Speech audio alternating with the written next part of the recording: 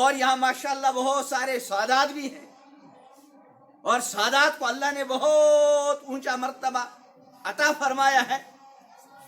میں کبھی کبھی جب کوئی سید لڑکا آتا ہے تو میں ان کو سمجھانے کے لیے عرض کرتا ہوں کہ سید کی آنکھ بھی سید، سید کی زبان سید، سید کے کان سید، سید کی آنکھیں سید۔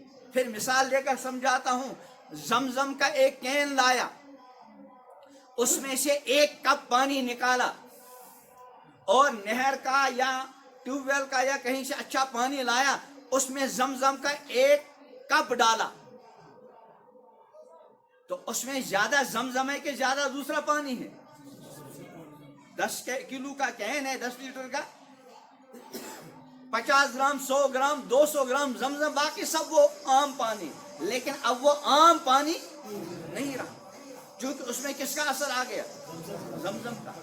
اب اس جس میں ہم نے زمزم کا 1 کپ ڈالا، ادھر دیکھا آپ، ادھر نہیں دیکھا، جس میں ہم نے زمزم کا 1 کپ ڈالا، اس میں سے 1 کپ نکال کر ایک اور کین میں ڈالا،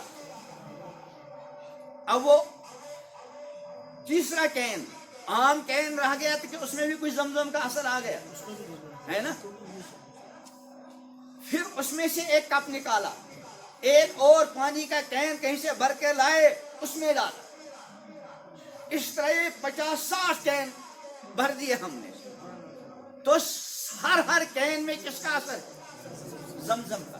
ہاں یہ الگ مسئلہ ہے، پہلا والا کین تو صرف زمزم ہی تھا، دوسرے میں اس کا اثر آ گیا بہت زیادہ، تیسرے میں اس سے کم، چوتھے میں اس سے کم، پانچویں کے اندر اس سے کم، اور جو 50واں 60واں کین ہے اس میں سب سے کم، لیکن بہرحال اس میں بھی زمزم کا اثر۔ اگر کوئی اس کو غلط جگہ ڈالنا چاہے، ہم برداشت نہیں کریں گے کہ بھائی اس میں زمزم کی آمیزی، ہم اس کو مقدس سمجھتے ہیں، ہم اس کے احترام کو لازمی سمجھتے ہیں، بھائی یہ نقل و حرکت مت کیے۔ اس کے بعد میں عرض کیا کرتا ہوں سادات سے، اس میں ہمارے لیے بھی سبق ہے جو غیر سادات ہیں، اور سادات کے لیے بھی بہت بڑا سبق ہے۔ کیا؟ امام الانبیاء حضرت محمد عربی صلی اللہ علیہ وسلم کے مقدس خون سے سیدۃ نساء اہل الجنہ حضرت فاطمۃ الزہرا رضی اللہ تعالی عنہا کا وجود ہوا۔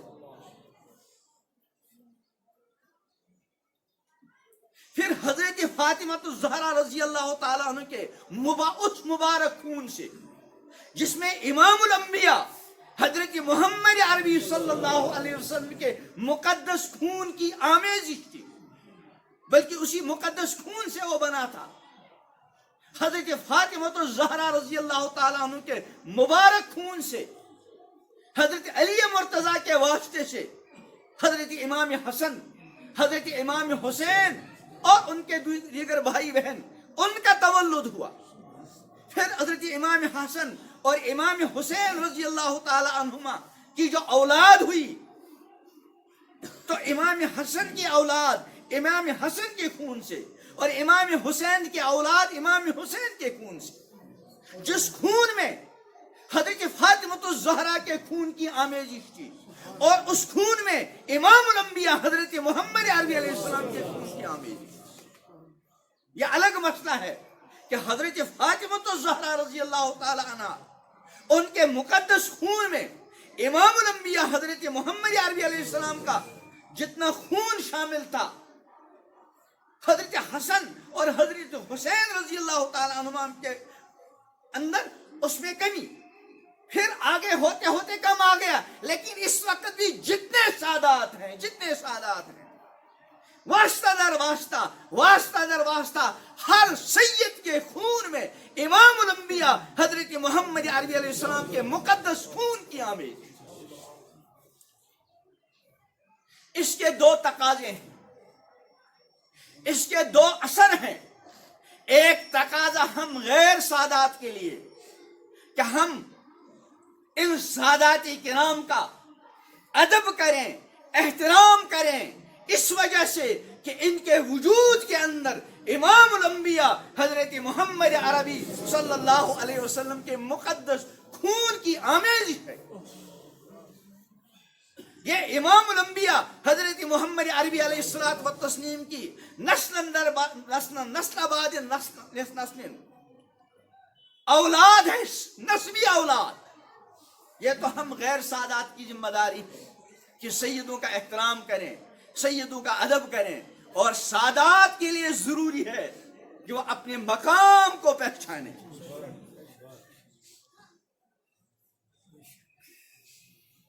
ہر سید یہ سمجھے کہ میری آنکھوں میں امام الانبیاء حضرت محمد عربی صلی اللہ علیہ وسلم کے مقدس خون کی آمیزش ہے. میری زبان میں امام الانبیاء حضرت محمد عربی علیہ السلام کے مقدس خون کی آمیزش ہے. میرے کانوں میں امام الانبیاء حضرت محمد عربی علیہ السلام کے خون کی آمیزش ہے. میرے ہاتھوں میں امام الانبیاء حضرت محمد عربی علیہ السلام کے خون کی آمیزش ہے. میرے دل و دماغ میں امام الانبیاء حضرت محمد عربی صلی اللہ علیہ وسلم کے خون کی آمیزش ہے، جس کا یہ اثر ہونا چاہیے کہ میری یہ نگاہ اس میں پیغمبر کریم علیہ السلام کے مقدس خون کی آمیزش ہے، کسی غلط جگہ پڑنے نہ پائے. بتاؤ، زمزم کا وہ قطرہ جو 50-60 کہنوں کے بعد بس ایک معمولی مقدار میں آ گیا، وہ زیادہ قابل احترام ہے یا امام الانبیاء حضرت محمد عربی علیہ السلام کا مقدس خون زیادہ قابل احترام؟ یقیناً امام الانبیاء حضرت محمد عربی علیہ السلام کا مقدس خون بہت زیادہ قابل احترام. تو سید اول تو ہر مومن بندے کی نگاہ کسی غلط جگہ نہ پڑنے پائے، لیکن سادات کو اس کا بہت زیادہ لحاظ رکھنا پڑے گا.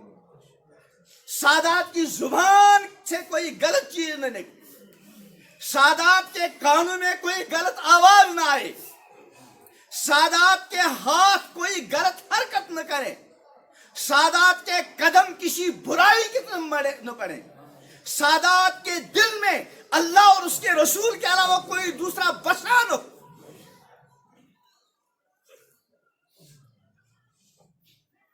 اپنا احترام جانیں، اپنے مقام کو پہچانیں، اپنی نسبت کا خیال رکھیں. نسبت بہت بڑی چیز ہوتی ہے. ہم دکان سے کپڑا لاتے ہیں، ایک کپڑے کے حصے کو ہم نے کرتا پاجامہ بنایا، دوسرے کپڑے کو لے کر ہم نے اس کو گھر کے اندر جو برتن وغیرہ دھوتے ہیں ان کو خشک کرنے کے لیے وہ بنایا. ایک کپڑا ہم نے نکالا، اس کو اپنے جوتے صاف کرنے کے لیے رکھا، اور اسی تھان کا ایک حصہ اس کو ہم نے قرآن مقدس کے لیے گلاب بنایا. کپڑا ایک ہے، ایک کپڑا ہے، لیکن نسبت کا فرق ہے. اسی لیے تو مسجد کے اندر جب کبھی ضرورت پڑتی ہے مسجد کو شہید کرنے کی، یہ مسجد کا جو ملبہ ہوتا ہے، ملبہ یہ کہاں ڈالے؟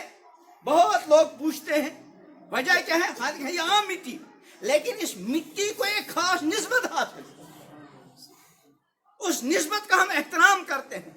تو سادات کو امام الانبیاء حضرت محمد عربی علیہ السلام کے ساتھ ایک خاص نسبت حاصل ہے.